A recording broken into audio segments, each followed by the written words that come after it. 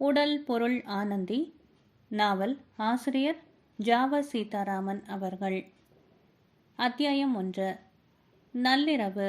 நடுநடுவே வானத்தின் பளீர் பளீர் என்ற மின்னல். வானம் ஒரு தந்தை, பூமி ஒரு தாய். தாய்க்கும் தந்தைக்கும் இடையே உள்ள அன்பு பிணைப்பு நான் என்று அறிவுறுத்தியபடி மின்னல் மின்னிக்கொண்டு இருந்தது. ஒரு பரந்த வெளி, அதன் நடுவே ஒரு வீடு. தனிமையிலே தவம் இருக்கும் வீடு. தவம் இருக்கும் முனிவர் மனதிலே அமைதி இருக்கும், ஆனந்தம் இருக்குமானால் இந்த வீட்டிலே அமைதி இல்லை, ஆனந்தம் என்ற உணர்ச்சி விடுமுறை எடுத்து சென்ற பல மாதங்கள் ஆகிவிட்டன. அன்று இரவு இன்னதென்று கூற முடியாத துக்கம், ஒரு ஏக்கம் அந்த வீட்டிலே நிலவியது. மழைக்கும் மின்னலுக்கும் துணையாக வீசுகின்ற புயல் காற்று அந்த வீட்டை சுற்றி ஊளையிட்டபடியாக இருந்தது.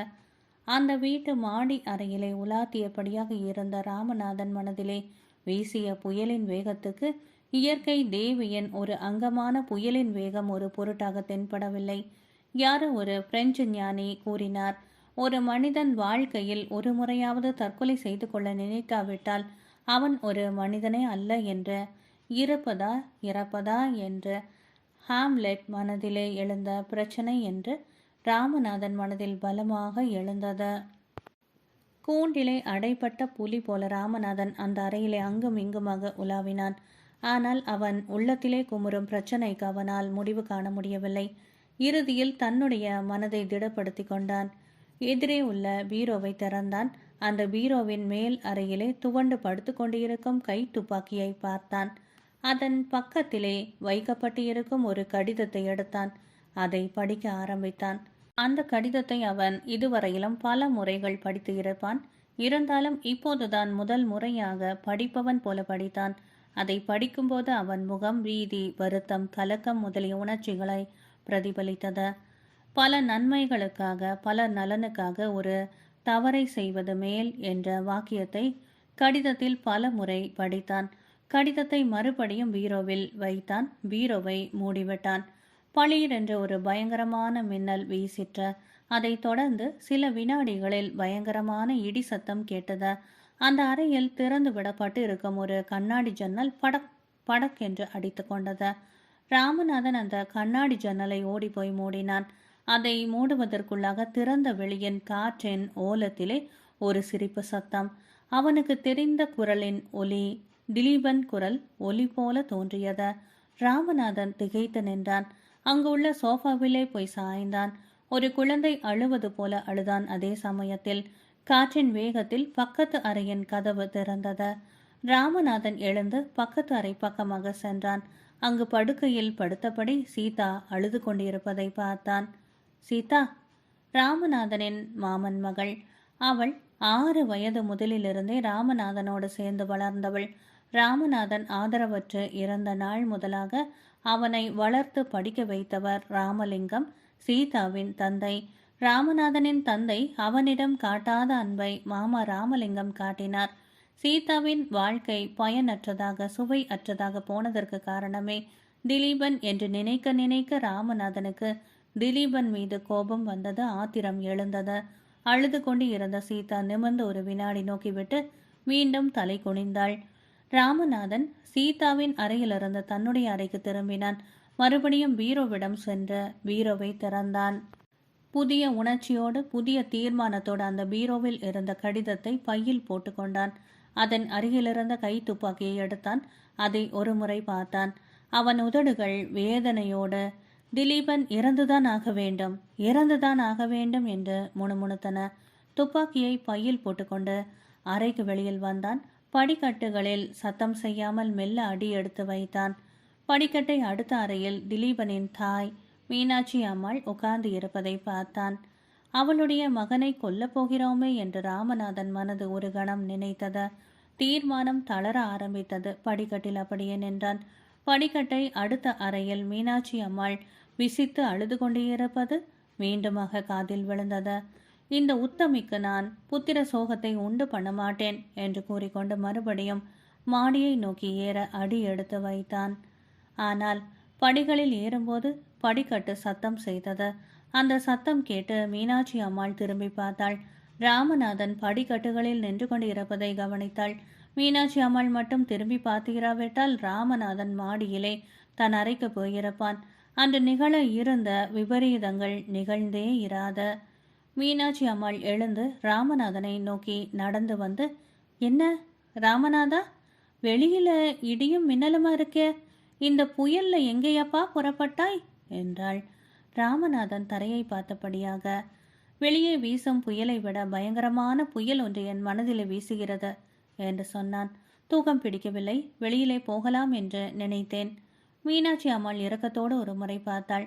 ராமநாதா, நானும் திலீபனும் உன் வாழ்க்கையில குறுக்கிடாமல் இருந்திருந்தால் உன் வாழ்வு எவ்வளோ சிறப்பாக அமைந்திருக்கும்.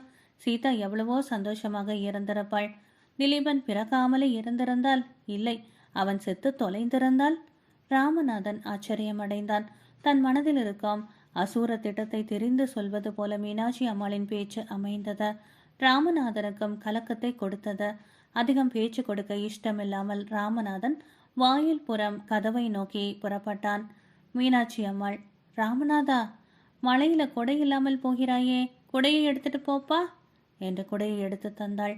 ராமநாதன் பரிவோடு அந்த அம்மாள் கொடுத்த குடையை வாங்கி கொண்டான். மீனாட்சி அம்மாள் முகத்தை பார்த்தான்.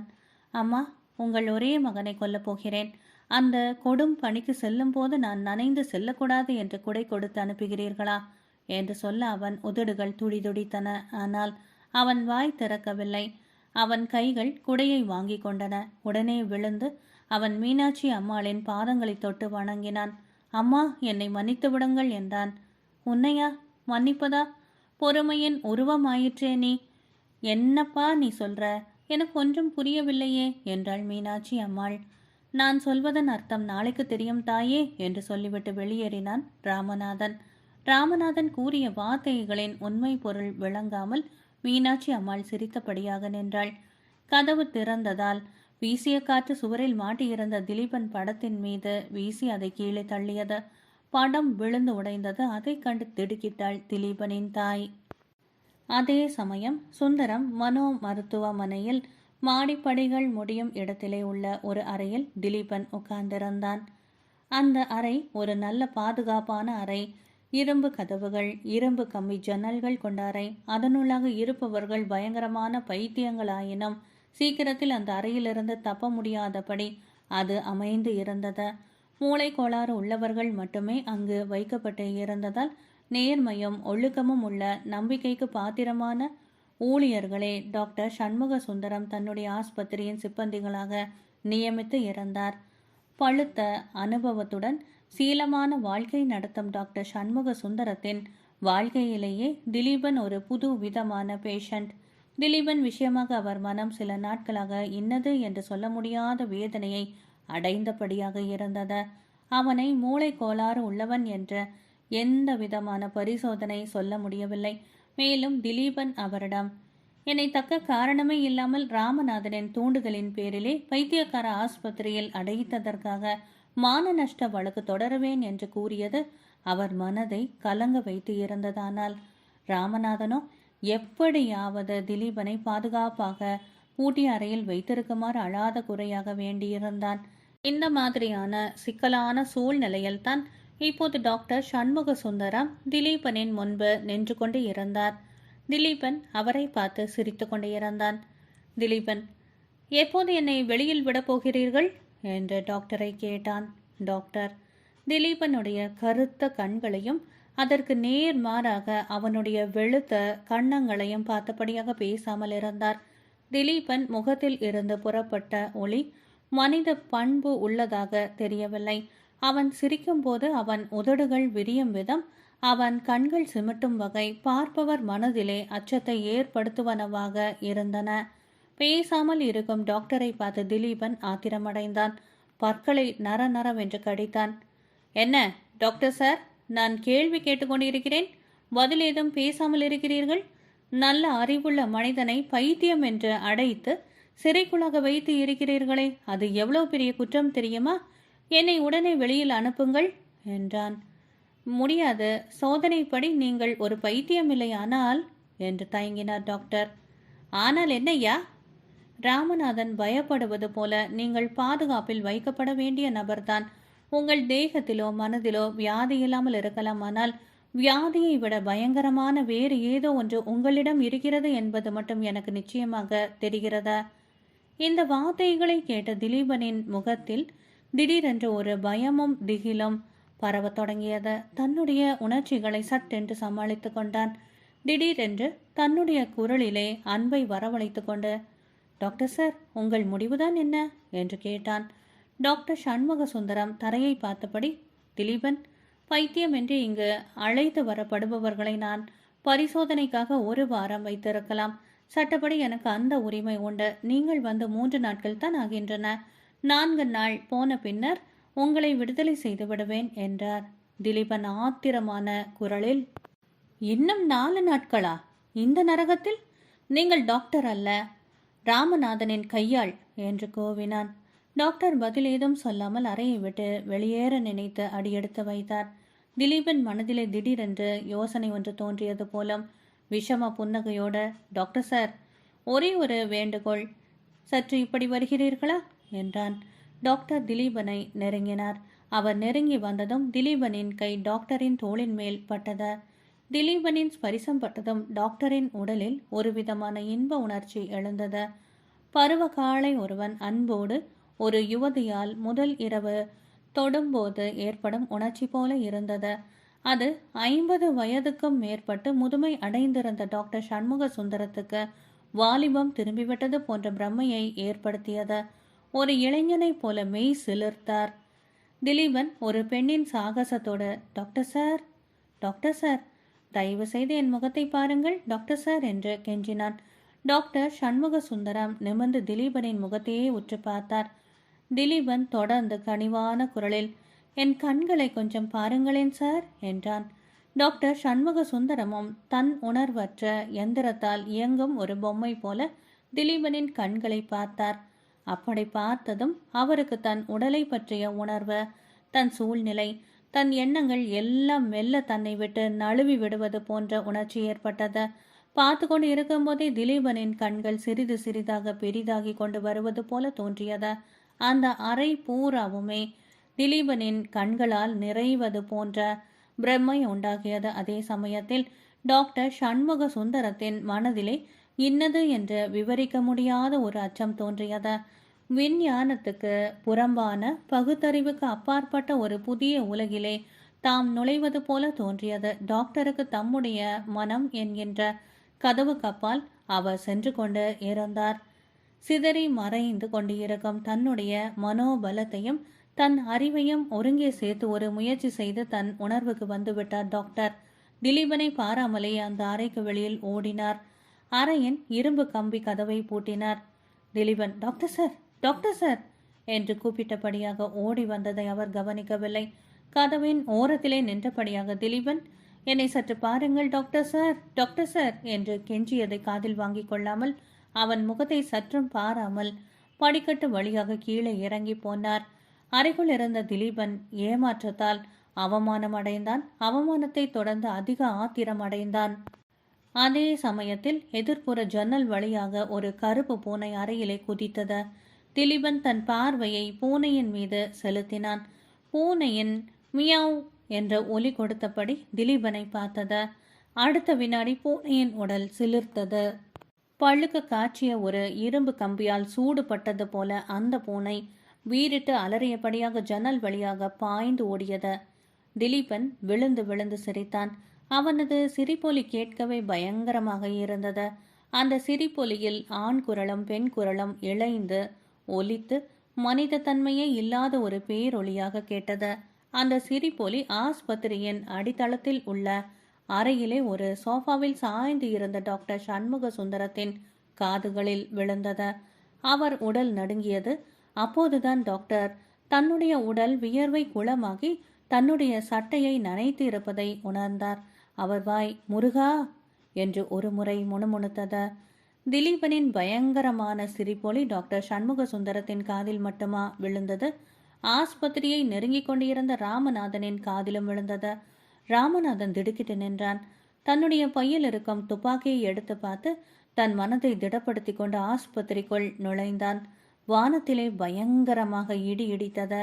ராமநாதன் செய்யப்போகும் கொலையை இந்த விண்ணும் மண்ணும் ஒன்று சேர்த்து வரவேற்பது போல. அத்தியாயம் 2. டாக்டர் சண்முக சுந்தரம் மருத்துவமனையில் விளக்கை அணைத்துவிட்டு தன்னுடைய அறையினுள் படுக்கையில் படுத்துக்கொண்டார். அவர் மனதிலே திலீபன் தன்னை தொட்டதும் தன் உடலில் மின்சாரம் போல ஒரு உணர்ச்சி பரவியதும் நினைவுக்கு வந்தது.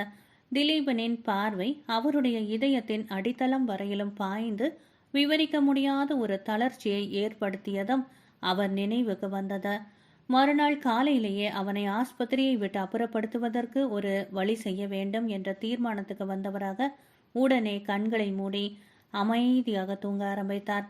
ராமநாதன் ஆஸ்பத்திரிக்குள் சப்தமே இல்லாமல் நுழைந்தான். நடு ஹாலை நோக்கி நடந்தான். மாடி படிக்கட்டு வழியாக நர்ஸ் காந்தா கீழே இறங்கி வருவது தெரிந்தது. உடனே பக்கத்து அறையிலே மறைந்து கொண்டான்.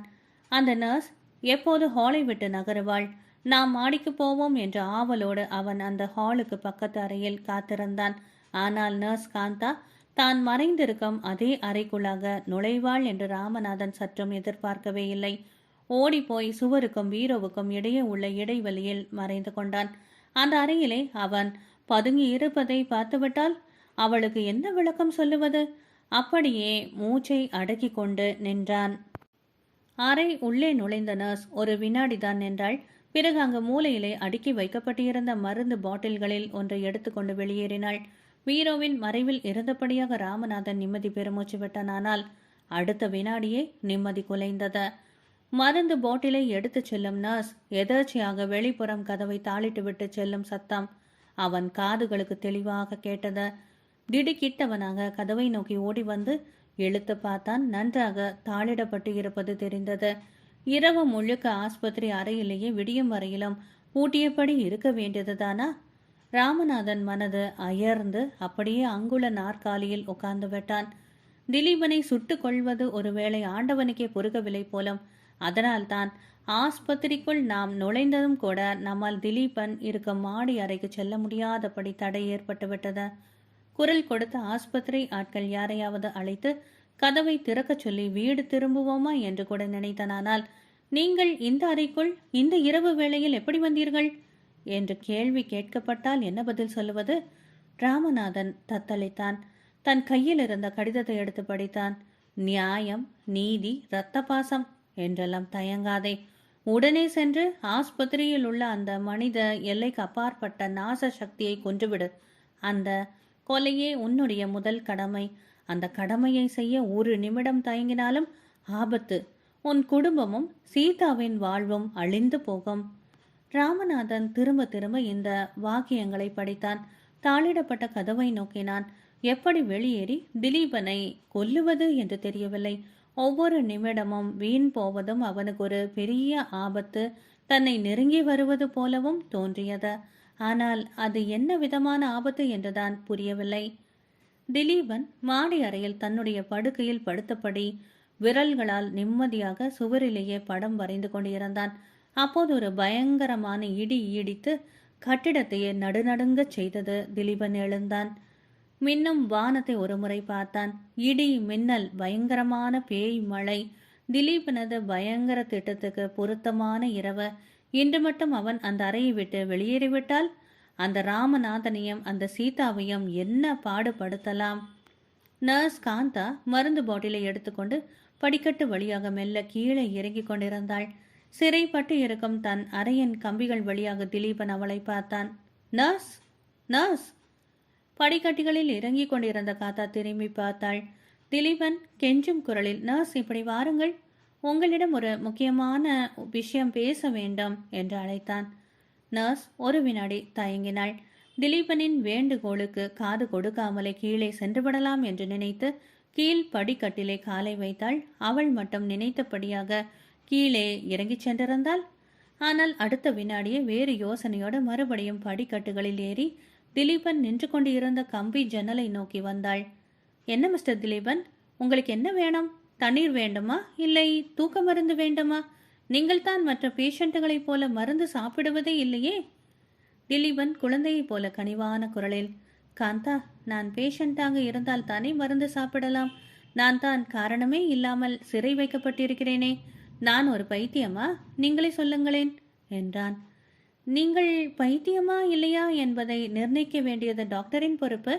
நான் ஒரு சாதாரண நர்ஸ். நர்ஸ் என்ற முறையில் உங்களுக்கு ஏதாவது உதவி தேவையானால் சொல்லுங்களேன், செய்கிறேன்.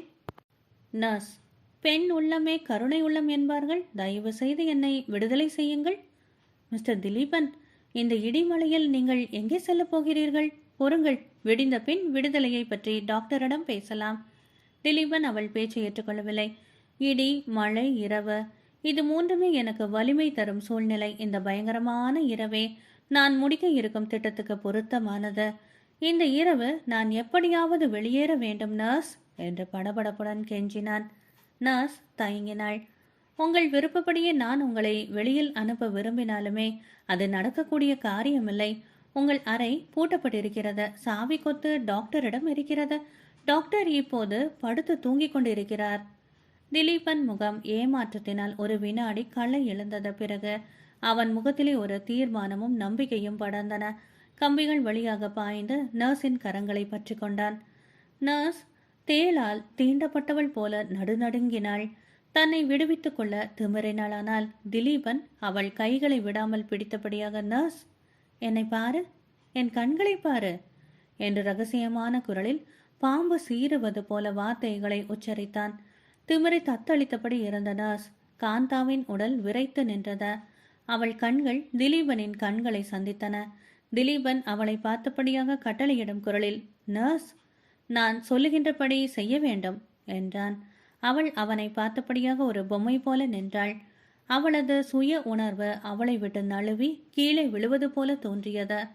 திலீபன் வெற்றி புன்னகை புரிந்தபடியாக, காந்தா, டாக்டர் படுத்திருக்கும் அறைக்கு போய் அவருக்கு தெரியாமல் சாவி கொத்தை எடுத்து வந்து இந்த கதவை திறந்துவிடு என்று உத்தரவிட்டான். காந்தா ஒரு எந்திரம் போல படிக்கட்டுகளில் இறங்க ஆரம்பித்தாள். அவள் பார்வை நிலை குத்தி நின்றது. படிக்கட்டுகளை கடந்து ஹாலுக்கு வந்தாள். ஹாலை அடுத்த அறையிலே சிறைப்பட்டு இருந்த ராமநாதன் ஜன்னல் வழியாக காந்தாவை பார்த்தான். அவளது பார்வையின் பாதையில் ராமநாதன் எட்டி பார்த்த ஜன்னல் இருந்த பொழுதிலும் காந்தாவின் கண்கள் ராமநாதனை கவனிக்கவில்லை. அவள் விழிகள் நேராக டாக்டர் சண்முக சுந்தரத்தின் அறையை நோக்கி சென்றன. அந்த அறையை நோக்கி தலையை அசைக்காது விரைத்து பார்த்தபடியாக தூக்கத்தில் நடந்து செல்பவள் போல காந்தா நடக்கலானாள். ராமநாதனுக்கு ஆச்சரியமாக இருந்தது. அடுத்த வினாடியே ஆச்சரியம் மறைந்து ஒருவித பயம் தலையெடுத்தது. ஒருவேளை காந்தாவின் நிலைக்கு காரணம் திலீபனாக இருக்குமோ? ராமநாதன் நர்ஸ் என்ற திசையை நோக்கியபடியாக நடுங்கினான். நர்ஸ் காந்தா சண்முக சுந்தரம் படுத்தி இருந்த அறையினுள் நுழைந்தாள். திக் திக் என்று அடித்து கொள்ளும் மனதோடு ராமநாதன் டாக்டர் அறையை நோக்கியபடியாக இருந்தான். டாக்டர் அறையிலிருந்து நர்ஸ் வெளியில் வந்தாள். எந்த பக்கமும் திரும்பி பாராமல் நேராக நடந்தாள். அவள் கையிலே சாவி கொத்த அது மின்னுவதை ராமநாதன் பார்த்தான். அவன் உடல் வியர்த்து கொட்டியது. அவனுக்கு எல்லாமே புரிந்துவிட்டது. இன்னும் சில வினாடிகளில் திலீபன் சிறையை விட்டு வெளியேறி விடுவான். உடனே வீட்டுக்கு செல்வான். அங்கு சீதாவுக்கு என்ன ஆபத்து நேருமோ? அதை தடுக்க முடியாமல் இந்த அறையிலே மாட்டிக்கொண்டு விட்டோமே. ஹால் பக்கமுள்ள ஜன்னலிடம் ஓடினான். இடிகளுக்கு இடையே மலை சோவென்று கொட்டும் சத்தத்தை தவிர வேறு எந்த விதமான ஓசையும் கேட்கவில்லை. திடீரென்ற இரும்பு கதவு திறக்கப்படும் ஒலி கேட்டது. அதைத் தொடர்ந்து படிக்கட்டுகளில் ஆள் நடந்து வரும் சத்தம். ராமநாதன் திகைப்போடு ஹாலை பார்த்தபடியாக நின்றான். படிக்கட்டு வழியாக நர்ஸ் இறங்கி வந்தாள். பின்னாலேயே திலீபன். இருவரும் ஹாலை அடைந்ததும் நர்ஸ் காந்தா திலீபனை பார்த்தபடியாக நின்றாள். திலீபன் ஹாலை சுற்றி ஒரு முறை பார்த்தான். அவன் பார்வை டாக்டர் சண்முக சுந்தரம் படுத்தி இருந்த அறையின் மீது விழுந்ததும் ஒரு கேலி புன்னகை செய்தான். நர்ஸ் காந்தாவின் முகத்தை தடவினான். கேலியாக அவளை பார்த்து கொண்டே, நர்ஸ் காந்தா, நீ ஒரு நல்ல நர்ஸ். சொன்னபடி எல்லாம் செய்துவிட்டாய். உன் வேலை முடிந்தது. நீ இனி உன் அறைக்கு சென்று நிம்மதியாக படுத்து தூங்குமா என்றான். காந்தா பதுமை போல திலீபன் கட்டளையிட்டபடியாக தன் அறையை நோக்கி செல்ல ஆரம்பித்தாள். திலீபன் திருப்தியோடு ஹாலை விட்டு வெளிப்புறமாக செல்ல அடியெடுத்து வைத்தான். கட்டுண்ட நாகம் போல திகைத்து கொண்டிருந்த ராமநாதனுக்கு அப்போதுதான் சுய உணர்வு வந்தது. எப்படியாவது திலீபனை வீட்டுக்கு செல்லாதபடி தடுக்க வேண்டும் என்ற ஒரு நோக்கத்திலே ஜன்னல் கம்பிகள் இடையே துப்பாக்கியை வைத்து குறி பார்த்தான். அதற்குள்ளாக அவன் பார்வையில் இருந்த திலீபன் மறைந்து விடவே ராமநாதன் கதவை தடதடவென்று தட்டினான். தான் நின்று கொண்டு இருந்த இடத்துக்கு நேர் எதிரே இருந்த கதவை திடீரென்று யாரோ இடிப்பதை கவனித்த திலீபன் கதவை திறந்து விட்டான். ராமநாதன் நிற்பதைக் கண்டதும் அவனுக்கு ஆச்சரியம் தாழவே இல்லை. ராமநாதா, நீயல்லவா என்னை இந்த பைத்தியக்கார ஆஸ்பத்திரியில் சிறை வைத்து இருந்தாய்? நீயும் இங்கே என்னை போன்ற ஒரு கைதிதானா என்று சொல்லி அவன் சிரித்த சிரிப்பு நீடிக்கவில்லை. திடீரென்று நின்றது. ராமநாதனின் கையில் துப்பாக்கி. திலீபனின் முகத்தில் பயத்தின் நிழல் படர்ந்தது. கெட்டவர்கள் பீதி அடையும் போது அவர்கள் முகம் அலம் கோலமாக மாறுவது போல திலீபனின் முகம் மாறியது. அவன் உதடுகள் விரிந்து ஒரு பக்கமாக ஒதுங்கி ஓனாய் பல் போன்ற அவன் கடவாய் பல்லை வெளிப்படுத்தியது. அந்த நிலையிலே திலீபனின் முகம் மனித தன்மையை இழந்து பயங்கரமாக காணப்பட்டது. ராமநாதனின் கையில் இருந்த துப்பாக்கியையும் ராமநாதன் முகத்தையும் மாறி மாறி பார்த்தான் திலீபன். பின்னர் ஒரு நரியன் தந்திரத்தோடு மிகவும் அன்போடு, ராமநாதா, நீ உயிருக்கும் மேலாக நேசிக்கும் உன்னுடைய திலீபனையா கொல்லப் போகிறாய் என்று கேட்டான். நான் என் உயிருக்கும் மேலாக நேசிக்கும் திலீபன் நீ அல்ல. உனக்கு உண்மை தெரிந்துவிட்டதா? நான் யார் என்று தெரிந்துவிட்டதா? அவன் வீறிட்டு அலறிய குரல் விபரீதமாக ஒலித்தது. அதே நிமிடம் ராமநாதனின் துப்பாக்கியிலிருந்து குண்டுகள் தொடர்ந்து வெளிப்பட்டன. திலீபன் அப்படியே சுருண்டு விழுந்தான். குண்டு சத்தம் கேட்ட ஆஸ்பத்திரி சிப்பந்திகளும் டாக்டர் சண்முக சுந்தரமும் வெளியில் ஓடி வந்தனர். மாடி அறையில் இருக்க வேண்டிய திலீபன் தரையிலே குற்று உயிராக முணங்கியபடியாக கிடப்பதையும் அவன் அருகிலே ராமநாதன் புகையும் துப்பாக்கியோடு நிற்பதையும் பார்த்து டாக்டர் சண்முக சுந்தரம் கல்லாக சமைந்து நின்றார். டாக்டர், என் கடமை முடிந்துவிட்டது. திலீபனை சுட்டது நான் தான். உடனே போலீஸை கூப்பிட்டு ரிப்போர்ட் செய்யுங்கள் என்று சொல்லிவிட்டு வெளியேறினான். ஆனால் பாவம், திலீபன் இன்னும் சாகவில்லை. குற்றுயிராகத்தான் தரையிலே கிடக்கிறான் என்பது அவனுக்கு தெரியவில்லை. அத்தியாயம் 3. சுடப்பட்டு கீழே கிடக்கும் திலீபனை பார்த்தபடியாக டாக்டர் சண்முக சுந்தரம் திகைத்து போய் சில வினாடிகள் நின்றார். குழப்பமும் கலக்கமும் அவரை ஒரு உணர்வற்ற பொம்மையாக்கின. ராமநாதன் பெரிய மனிதன், செல்வந்தன், நல்ல நண்பன், கண்ணியம் நிறைந்த ஒரு சீலமான மனிதன் என்ற நம்பிக்கையால் தான் டாக்டர் சண்முக சுந்தரம் அவன் பேச்சை கேட்டு திலீபனை ஒரு பைத்தியம் போல சிறை வைத்திருந்தார். அது எவ்வளவு பெரிய தவறு! மருத்துவமனை ஒரு கொலை நடந்த இடம் என்ற கெட்ட பெயருக்கு இலக்காகிவிட்டது. இனி போலீசாரின் நடவடிக்கைகளுக்கு கேந்திரமாகிவிடும். நினைக்க நினைக்க வருத்தம் மேலிட்டது டாக்டருக்கு. வாழ்நாள் பூராவுமே உழைத்து உருவாக்கிய ஒரு ஸ்தாபனத்தின் நல்ல பெயர் ஒரு நாள் செய்த தவறின் காரணமாக கலங்கப்பட்டு விட்டதே. ராமநாதன் சுட்டுவிட்டு வெளியில் சென்றது அவர் கவனத்துக்கு சில வினாடிகள் வரை வரவில்லை. திகைப்புற்று நிற்பதில் எந்தவிதமான பயனும் இல்லை என்ற உணர்வு வந்ததும் டாக்டர் சண்முக சுந்தரம் உடனே ஆஸ்பத்திரி சிப்பந்திகளுக்கு கட்டளை பிறப்பித்தார். திலீபனை உடனே எடுத்துச் சென்று பத்திரமான அறையில் படுக்க வையுங்கள். அவனுக்கு வேண்டிய சிகிச்சை உடனடியாக செய்ய வேண்டும். மேலும் அவன் தக்க காவலில் இருக்க வேண்டும். அவனுக்கு இனிமேல் எந்த விதமான ஆபத்தும் நேரக்கூடாது என்று சொல்லிவிட்டு டெலிபோனை எடுத்து போலீசாருக்கு தகவல் கொடுக்க ஆரம்பித்தார். ஆஸ்பத்திரியிலிருந்து புறப்பட்ட ராமநாதனுக்கு எங்கு செல்வது, என்ன செய்வது என்று புரியவில்லை. திலீபனை சுடும் வரையிலும் அவனுக்கு ஒரு நோக்கம், குறிக்கோள் இருந்தது. குழம்பிய மனதில் ஒரு தெளிவும் இல்லாமல் இருந்தாலுமே அவனுக்கு அவன் செல்ல வேண்டிய பாதை தெளிவாக இருந்தது. ஆனால் திலீபனை சுட்ட பிறகு திசை அறியாமல் நடுக்கடலிலே சூறாவளியின் நடுவே நிற்கும் கப்பல் போல கொட்டும் மழையில் நின்றான். இனி வீடு செல்வதா? வீடு சென்றால் திலீபனின் தாய் மீனாட்சி அம்மாள் முகத்தில் எப்படி விழிப்பது? அந்த உத்தமியிடம் உங்கள் மகனை சுட்டு தள்ளிவிட்டேன் என்று எப்படி சொல்வது? ராமநாதன் கலங்கினான். மீனாட்சி அம்மாள் விஷயம் இருக்கட்டும், சீதாவுக்கு என்ன சமாதானம் சொல்லுவது? உன் உயிருக்கும் ஏன் ஆன்மாவுக்கும் மேலாக யாரிடம் அன்பு செலுத்தி வந்தாயோ அந்த திலீபனை நான் கொன்றுவிட்டேன் என்று எப்படி அவளிடம் சொல்லுவது? திலீபனை பற்றி பயங்கர உண்மைகளை சொன்னாலுமே சீதா அதை நம்புவாளா? சீதா மட்டும் என்ன, 20ஆம் நூற்றாண்டிலே பகுத்தறிவுள்ள எந்த மனிதன் தான் நம்புவான்? பொறாமையால் சீதாவை அடைய முடியவில்லையே என்ற தோல்வியின் விளைவாக ஏற்பட்ட ஆத்திரத்தில் திலீபனை ராமநாதன் சுட்டுவிட்டான் என்றுதான் உலகம் சொல்லும். சீதாவும் அதைத்தான் நம்புவாள். திலீபனை பற்றிய உண்மைகளை ராமநாதனின் அறிவே நம்ப மறுக்கிறதே. உலகம் எப்படி நம்பும்? ராமநாதன் விதியை நொந்து கொண்டான். ஏன் அவனுக்கு மட்டும் இந்த மாதிரியான சோதனைகளை ஆண்டவன் ஏற்படுத்த வேண்டும்? நல்லதையே செய்து வருபவனுக்கு மட்டும் ஏன் கஷ்டங்கள் மேலும் மேலும் வந்து சேர வேண்டும்? பொறுப்பை உணர்ந்தவன் தலையிலே மட்டும் ஏன் கனமான பொறுப்புகள் சுமத்தப்பட வேண்டாம்? காய்த்த மரத்துக்குத்தானே எப்போதுமே கல்லடி விழுகிறது. ஐயோ, மனசாட்சி என்பதை ஏன் அவனுக்கு ஆண்டவன் கொடுத்தான்? மழையிலே நின்றபடியாக பொறுமை அவனுக்கு யாரையுமே பார்க்காமல் எதையுமே நினைக்காமல் எங்கேயாவது ஓடிவிட்டால் என்ன என்ற சபலம் எழுந்தது. அடுத்த வினாடியே அவன் அந்த யோசனையை நிராகரித்தான். கடமை வழியிலே பழக்கப்பட்ட பண்பு பாதையிலே இதுநாள் வரையிலும் நடந்து வந்த அவனுக்கு பிரச்சனை சிக்கலாகும் போது கோழை போல ஓடுவது சரி என்று தோன்றவில்லை. பிரச்சனையை எதிர்த்து நின்று சமாளிப்பதே சரி என்று தோன்றியது. வருவது வரட்டும், உச்சி மீது வானிடிந்து விழுந்தாலும் சரி, நான் பயப்பட போவதில்லை. திட சங்கல்பத்தை செய்து கொண்டு வீடு நோக்கி நடந்தான். வீட்டு கதவு திறந்தபடியாக கிடந்தது. வீட்டின் கீழ் அறையிலே அழுத களைப்பில் அயர்ந்து நித்திரை செய்தபடியாக கிடந்தாள் மீனாட்சி அம்மாள். ராமநாதன் மீனாட்சி அம்மாளை ஒரு முறை பார்த்தான். நல்ல வேளை அந்த அம்மாள் விழித்திருக்கவில்லை. மாடி படிக்கட்டுகளில் ஏறி தன்னுடைய அறைக்கு சென்றான். அறையின் கதவை திறந்து கொண்டு உள்ளே நுழைந்தான்.